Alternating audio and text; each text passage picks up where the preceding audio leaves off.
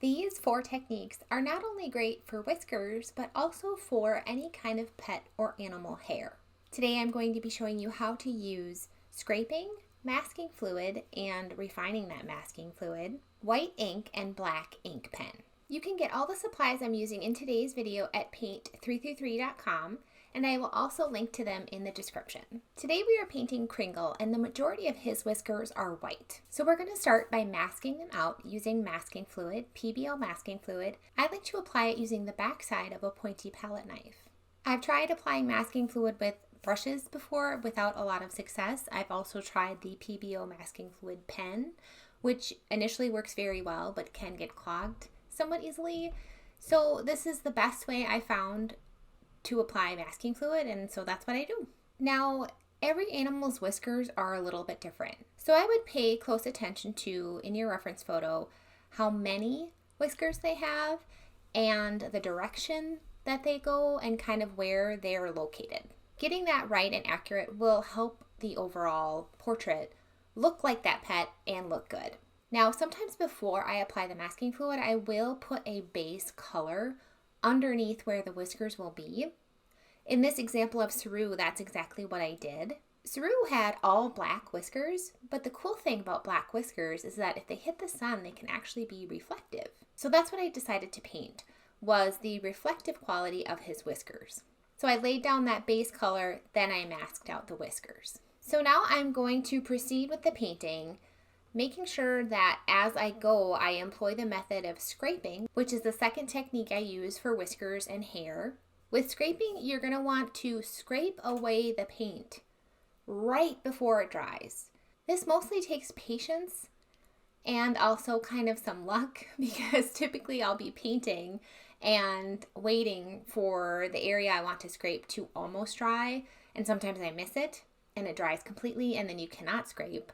And sometimes I get there too soon, and then when I scrape, it actually gets darker because the pigments settle into the scrape line instead of just being scraped off of the paper. So I would suggest practicing this technique of scraping before you try to do it on a painting that you are working on. Kringle had some really cute little tiny whiskers right underneath his nose, so those are the whiskers I'm scraping away. I also did mask a few of those out. Now, if you are painting a lightly colored animal who also has lightly colored whiskers, masking them out doesn't always achieve a whisker because you didn't paint around the masking fluid. So what you can do before you remove the masking fluid is paint alongside it using the masking fluid as a guide to actually paint in a whisker. I did that here with Kringle, going from my light side color yellow, graduating all the way to my dark side color of blue. So I kind of went yellow, orange, pink, purple, blue. Then I used a masking fluid remover tool, but you can use an eraser or your finger to remove all the masking fluid. And this is a really important step when you mask, is to soften the edges. Masked edges can be really harsh, and I know whisker edges should be very clean and a hard edge, but it's important to still soften, especially where the whiskers meet the face, and any kind of edge on the whisker that either is too thick or just not very accurate or maybe kind of bumpy. And you can soften that out with just a barely damp brush, kind of scrubbing the paint away wherever it needs to be a little softer. With this painting of Kringle, I softened the edges, and I also came in and kind of scrubbed away some of those painted whiskers that I had kind of painted along the masked lines. I scrubbed those away in certain areas too, where it was just too much. And that's kind of one of my general rules for painting, is less is more. But luckily, if you have good paper and you're not working with too much of a staining color, you can kind of get away with scrubbing things away as you need to. So we've masked, we've scraped, now we're coming into our third way to do whiskers, which is to use a white ink.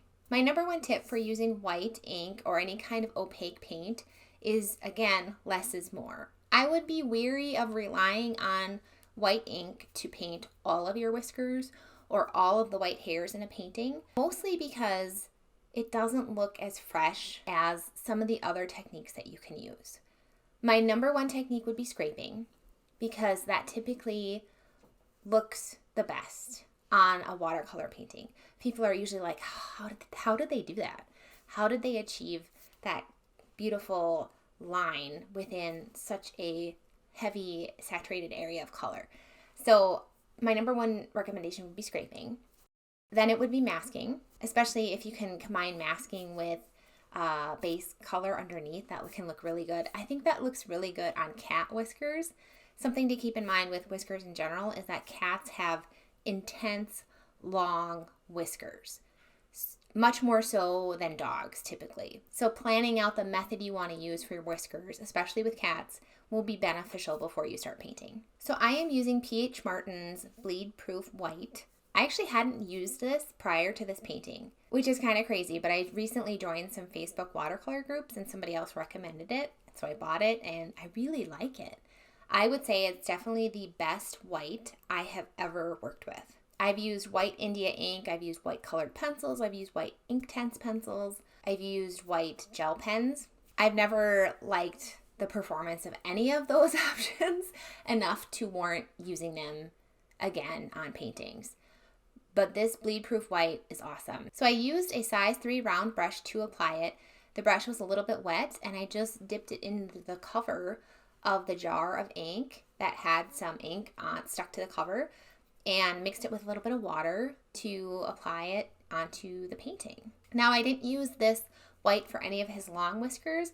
I used it for his short whiskers and for some of the areas where his white fur met his colored fur and kind of mingled with it. I thought this white ink worked really well to establish that. It also worked really well for his kind of just tiny whiskery fur that was on his chin and his muzzle. And I didn't do it everywhere in the painting. I didn't do it everywhere where he had those features. I just did it in some strategic areas to make it look more interesting. The other cool thing with this ink that I found is that you can kind of control the opacity of it depending on how much water you mix with it. And I thought that was really neat to be able to control that opacity a little bit. Our final technique is super simple. It's just using an ink pen for when you need black whiskers. The Uniball Deluxe ink pen is what I really like. It does not bleed if it's reactivated with water once it's dry.